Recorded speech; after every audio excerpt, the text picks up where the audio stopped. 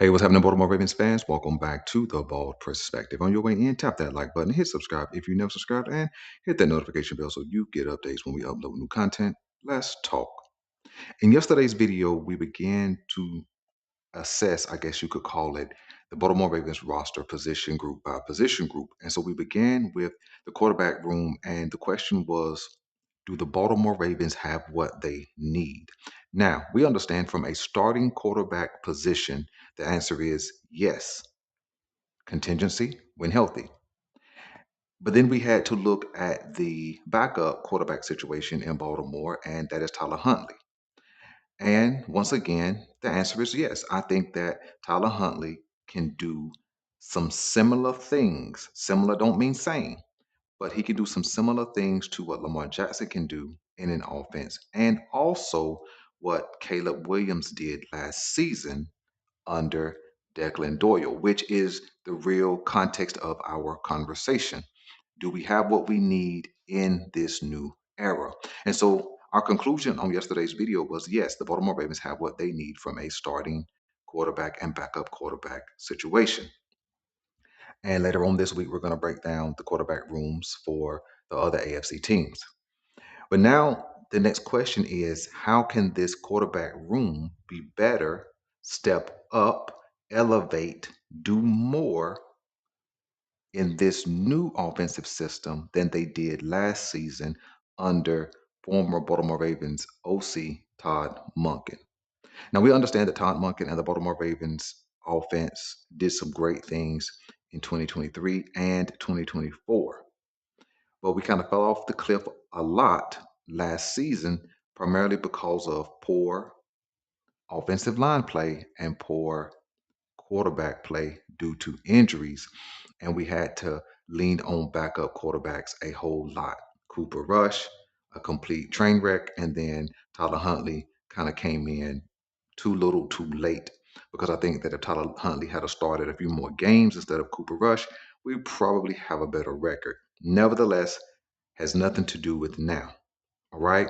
So when we look at the Declan Doyle's offense, we have to really take a look at what was life in Chicago. What did this offensive system look like when it was pioneered, ran by Caleb Williams? And so when you pull some numbers and look at some film, what we will discover is that Caleb Williams threw for over 3,900 yards, 26 or 27 touchdowns, and I think he had 7 interceptions, if my memory is serving me correctly. Pretty good numbers, especially when they were a balanced offense. When you look at the running back position, DeAndre Swift ran for over 1,000 yards and 9 touchdowns.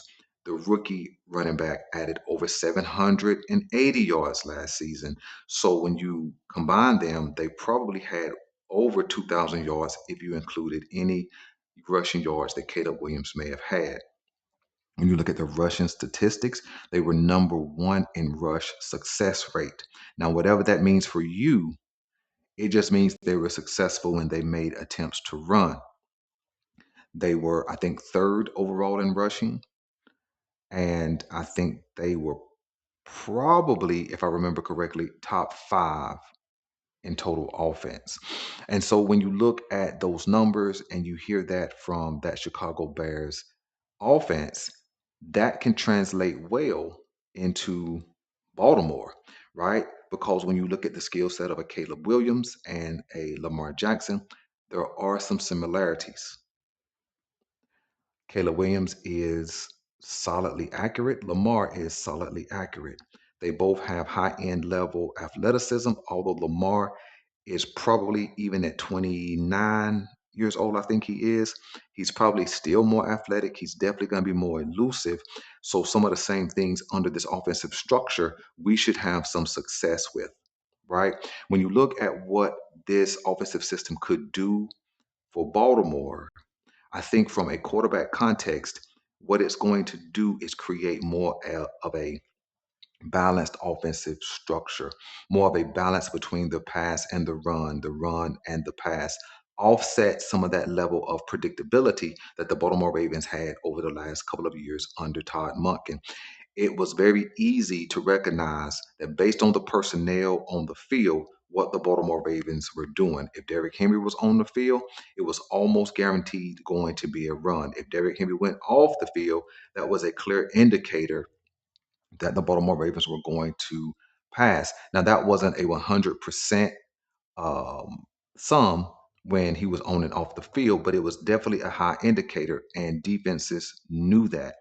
But I think under Declan Doyle, I think that this Baltimore Ravens offense, not even from a unpredictable context, but just really from, hey, our personnel is our personnel.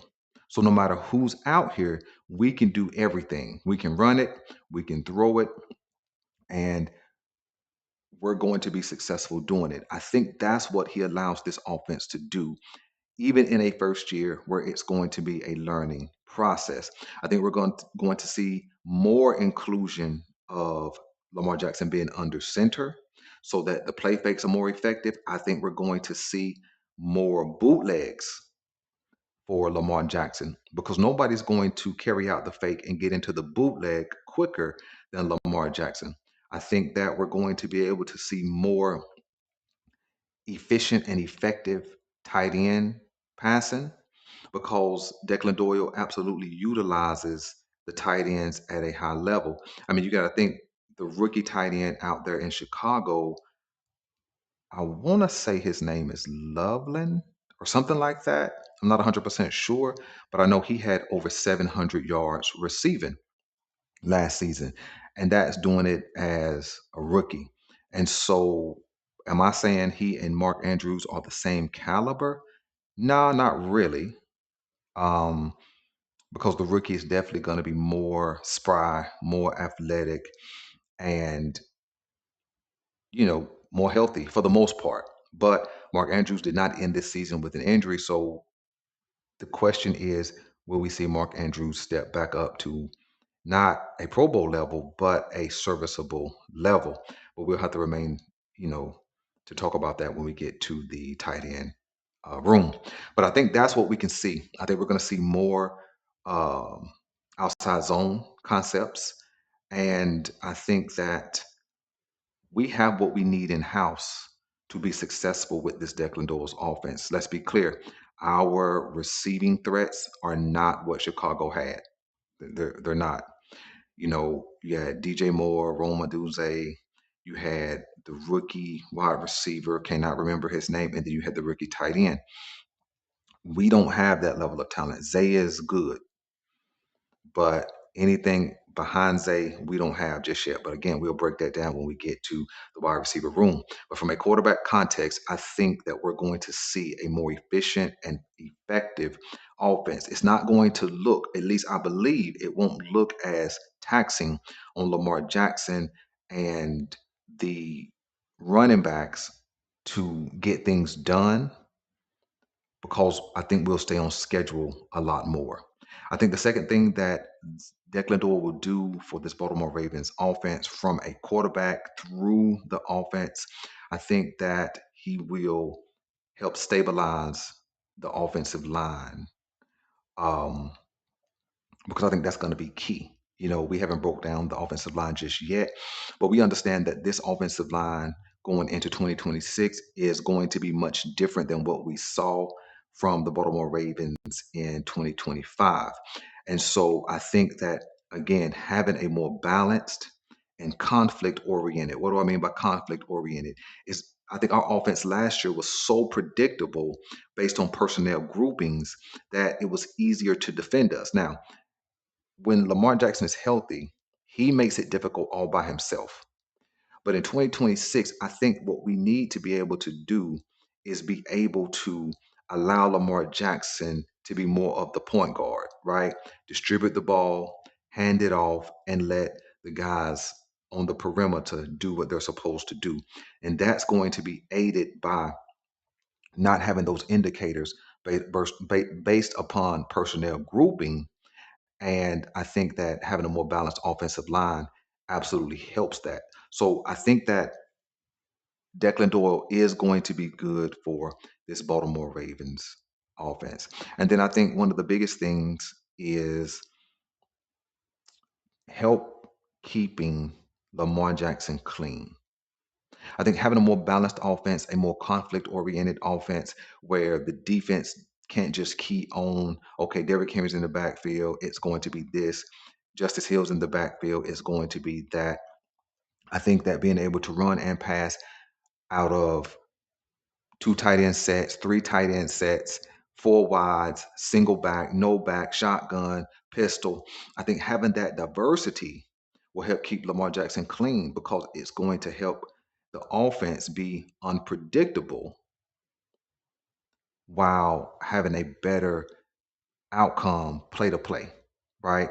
If we can get 4 yards on a run, we're on schedule. If we get 2 yards on a run, we're off schedule, right? And so then here comes um, a switch out of the personnel grouping under Todd Monken. It was very, very clear. But now if we're 2nd and 8, 2nd and 9, 2nd and 10, if we don't get any yards, we can keep the same grouping on the field.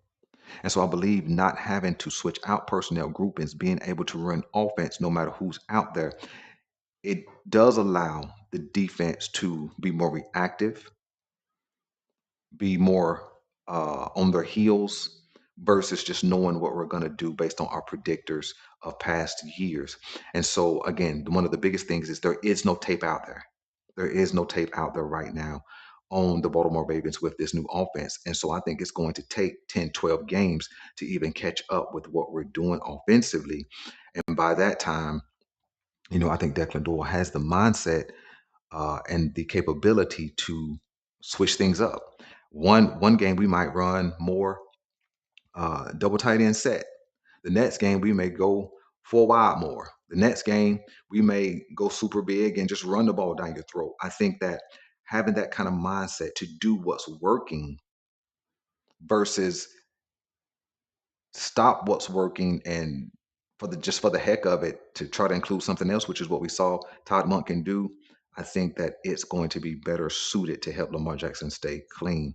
That way he's not running around in the pocket for 15 seconds trying to get the ball off. Yeah, he's great at that, but we want that to be in as need moments versus it's the vital part of the offense, right? If something goes off script, we have the best off script writer out there.